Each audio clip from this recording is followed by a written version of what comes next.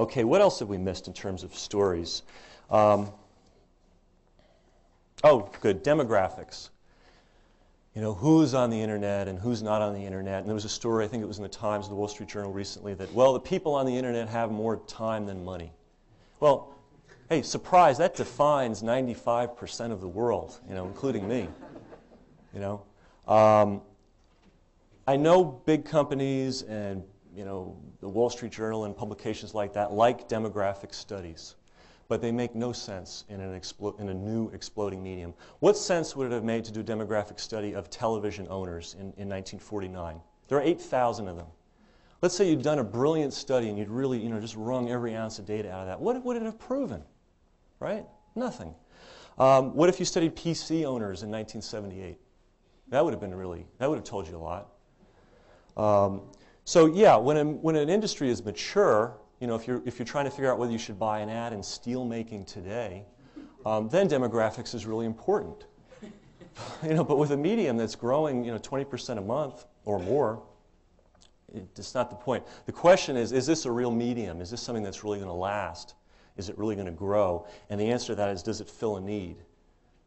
And the answer to that question, I think, is yes, and that's why it is growing so fast. So disregard old demographic studies regarding the internet. I don't see what the point is in them at this point. Okay, there was another article in another major publication saying that, well, people are setting up internet catalogs, but nobody's buying anything. Did anyone see that story?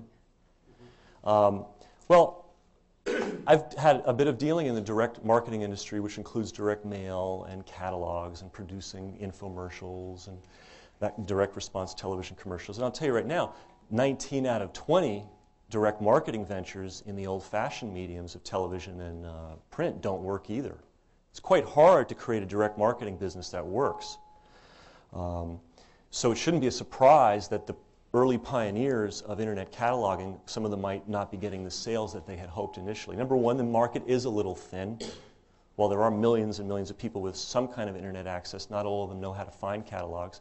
And number two, a lot of the people that are running online catalogs they're primarily engineers. They're not marketers. And take this on faith, one of the hardest businesses from a marketing point of view to run is a direct marketing business, is a catalog business. It's a very brutal business. The margins are razor thin. So it's tough to sell things at a distance. So it shouldn't be a surprise that the initial attempts at selling via the internet are running into certain difficulties.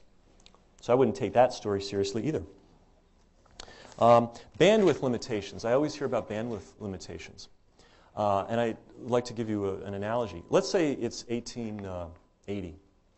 And we're down at the telegraph station, and the train is pulling in, and you point to that train and you tell someone, someday we're going to take that train and we're going to shrink it down.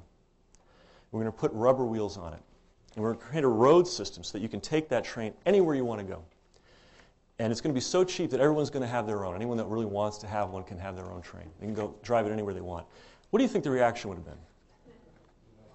You're nuts. You've been taking too many of those, you know, opium-laced patent medicines that they're advertising in the back of the magazines.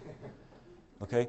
And let's say you walked into the telegraph office, and what was the telegraph office? Well, it was a line of people waiting patiently to hand their message to a technologist who would, you know, using some binary code, would send a message, you know, to another technologist who would translate it and then pass it off to somebody.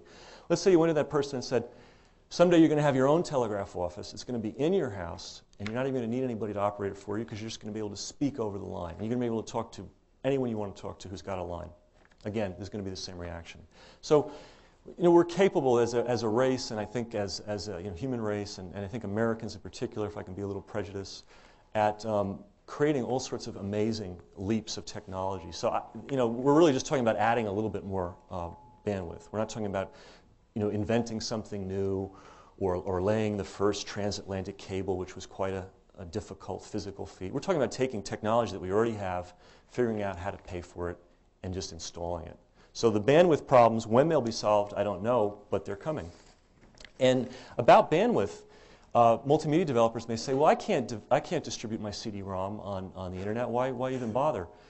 Well, create a product that works on the existing network as it is.